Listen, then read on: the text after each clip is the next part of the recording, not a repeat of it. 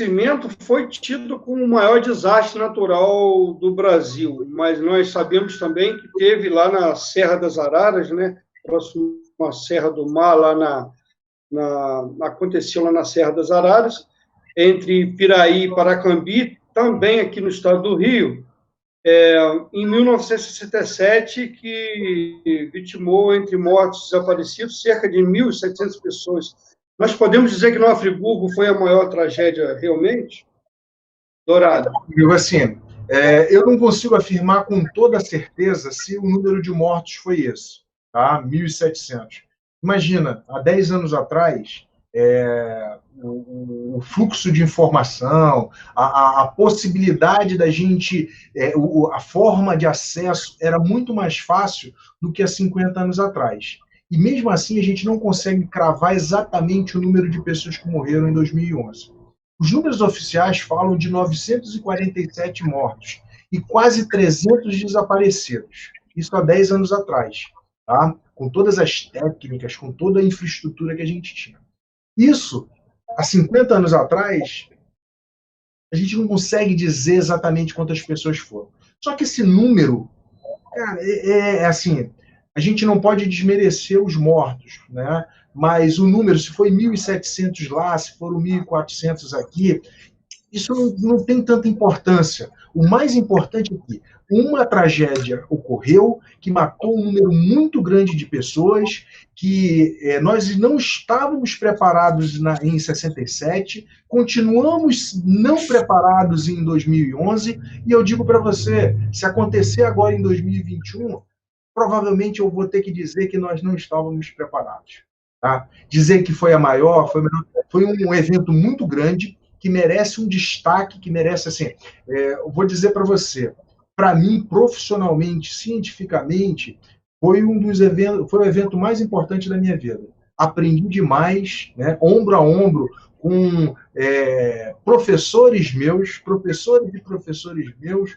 Aquilo ali, para mim, foi uma sala de aula de aprendizado, assim, gigantesco. Não só academicamente, como humanisticamente. Né, tá junto com o pessoal do resgate, junto do pessoal da Defesa Civil, junto dos bombeiros, e convivendo ali com as pessoas que sofreram a tragédia, eu acho que eu aprendi muito humanamente.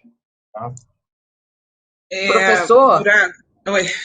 Fala, Renata. Eu só queria fazer uma pergunta a ele. Se a gente pode considerar que o estado do Rio ele é um estado que tem essa capacidade ou essa facilidade em acontecer esse tipo de desastre? A gente pode dizer que é um estado propício a esse tipo de desastre? Seria deslizamento e rolamento de bloco, é isso que você está falando? Isso, em função de alguma propriedade do solo, alguma especificidade. Se eu falar assim, o movimento de massa, o deslizamento por si só, a gente não é muito pior do que Japão, do que Hong Kong, do que vários outros países que têm uma geologia muito parecida com a nossa, ou seja, o tipo de rocha, o tipo de solo, a geomorfologia, ou seja, uma região serrana com uma declividade grande. A gente não difere muito desses países. Só que, infelizmente, nós não nos preparamos da mesma forma. Tá? No Japão, a gente costuma dizer o seguinte: se tocar no rádio, dizer, saia da sua casa porque a previsão é que haja inundação e deslizamento nos próximos dias. Se falar 10 vezes para um japonês, ele vai sair as 10 vezes. Se não ocorrer deslizamento nas 10 vezes, na 11ª ele vai sair. Ele é adestrado, literalmente adestrado, para seguir essas ordens. Aqui no Brasil, aconteceu em 2011. Talvez se tivesse um sistema de alerta em 2012, 2013, as pessoas seguiriam, acompanhariam. Agora, em 2021, 10 anos depois, eu acho que a população não vai dar a mesma importância, não vai seguir da mesma forma que seguiria nos anos recentes, né, logo depois. Né? Então, eu acho que, fisicamente, a gente não tem um problema maior do que os outros. Eu acho que o nosso problema é mesmo de conscientização. Entendi. E existe assim, alguma coisa que os produtores rurais possam fazer no sentido de minimizar esses riscos de evitar esses deslizamentos. Por que eu estou perguntando isso? Na área onde o Rodrigo tem a propriedade rural, né, e eu atuo lá pela Emater como técnica executora, é uma área que tem muita pedra, é um terreno que tem muita rocha, então acho que isso também a gente vê, né, Rodrigo? Muita questão de deslizamento ali na microbacia. Existe alguma maneira do produtor estar agindo ali dentro da propriedade dele para que possa minimizar esse efeito do deslizamento? Renata, isso são processos naturais. Vai continuar chovendo, o solo vai continuar espesso, os deslizamentos não vão deixar de acontecer. O que a gente pode fazer é implantar algumas técnicas para diminuir o volume de material que vai ser deslocado, minimizar as perdas causadas pelos deslizamentos. Tá? Então, eu acho que a gente pode trabalhar com técnica, com ciência, não para evitar que os processos ocorram, que isso é muito difícil. Agora, a gente pode utilizar as técnicas para diminuir, minimizar esses impactos. Técnicas de como a gente ocupa. Só para te dar um exemplo, um trabalho, uma técnica que tem sido utilizada bem interessante, não por causa dos deslizamentos, mas no caso das enchentes, é quando você tem uma área que era ocupada por casas e que ocorre repetidamente algumas inundações ali. O que se faz? Você hoje retira as pessoas desse local, só que não abandona o local. Por quê? Porque se você abandonar o local, provavelmente essas pessoas ou outras pessoas não voltam. Você cria uma forma de ocupação da área, né, alternativa. Você pode criar um parque fluvial, um parque de práticas esportivas. Imagina, você cria ali dois, três campos de futebol, ou quadras de tênis, quadra de futebol de salão, lugar para fazer exercício. E o que acontece? Quando tem uma enchente, aquela área vai ser inundada, né? Só que ninguém vai jogar futebol durante uma tempestade. Sim. A área é alagada, e aí, quando vai embora, né, essa enchente, você limpa o campo de futebol e volta no campo de futebol e ninguém volta. Existem técnicas que a gente pode trabalhar também na questão da ocupação agrícola. É muito legal o que o Dourado está falando, porque todo mundo que mora na zona rural sabe que tem aquela área de enchente. O rio encheu, ocupou. Aí o rio vai descer. Então, a gente pode ter uma ocupação do período que a gente sabe que não vai ter cheia. Então, só que não pode ser nada que seja permanente. Tem que ser alguma coisa que seja transitória e que a gente respeite o movimento do rio, o movimento das chuvas.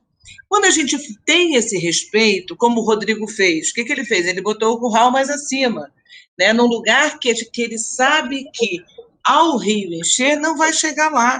Então, esse dano, essa perda que a gente vai ter, vai ser muito menor, porque parte do princípio do respeito do movimento da própria natureza. Não é isso, professor? Exatamente, Rita. E olha só, isso aí é um procedimento bíblico, histórico. Os egípcios ocupavam a margem do Nilo dessa forma. O cara sabia, e olha só, até essas mudanças sazonal, quando a gente fala sazonal, é anual, né? Mas as mudanças de mais longo tempo, né? Quando você fala daquelas pragas lá, que é 7 anos de seca, na verdade, aquilo ali pode ter sido um ciclo de 7 anos, né? E o egípcio conseguiu se adaptar. Você também, como eu, tem uma origem indígena, né? Só que eu sou lá do norte, sou lá do Amazonas. Lá, o uso da várzea é tradicional. Baixou o rio, você tem aquela planície que onde foi depositado sedimento, matéria orgânica, então o índio faz aquela plantação lá. Quando começa a cheia, o que ele faz? Ele colhe a plantação dele e vai poder para cima de casa nas palafitas, se adaptando ao meio. Ô, Rodrigo, agora eu vou te fazer uma pergunta. Qual foi... Oi? Não, vou fazer uma pergunta para o Dourado. Qual foi a contribuição efetiva do ser humano, né, para esse desastre de 2011? Então, Rita, O desastre é o fato da gente perder coisas. Tá? Esse perder coisas, ele pode ser perder coisas para o ser humano, tá? Como, por exemplo, morte de pessoas, a destruição de propriedade, às vezes até destruição da memória. Imagina a quantidade de pessoas que perderam a memória familiar. Fotografia de casamento, fotografia de batizado, certidão de nascimento. Então, isso é um prejuízo emocional. Né?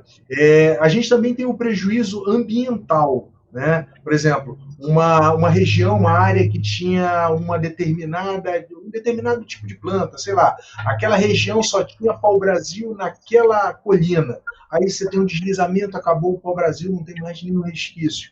Tá? Então, essa parte natural, as perdas naturais, o ser humano não tem muito como evitar. Agora, a ocupação irregular dos lugares. Né? Você sabe que aquela área sofre inundações. Poxa, mas nos últimos 100 anos não aconteceu. O Rodrigo falou, pessoas com 100 anos nunca testemunharam uma inundação como aquela. Mas, de repente, você cava naquele lugar e encontra um bloco, sei lá, de 1 metro de diâmetro. Cara, aquele bloco não caiu do céu. Provavelmente aquele bloco, se você não tem uma colina do lado, aquilo ali foi o rio que levou. Pô, eu estou a 100 metros.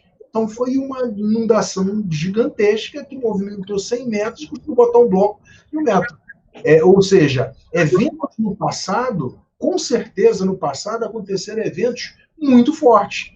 Não foram testemunhados por essas pessoas de 100 anos, não foi testemunhado, de repente, nem pelo ser humano. Tá? Mas, sei lá, há 100 mil anos atrás, pode ter acontecido uma inundação que atingiu aquela região. Então,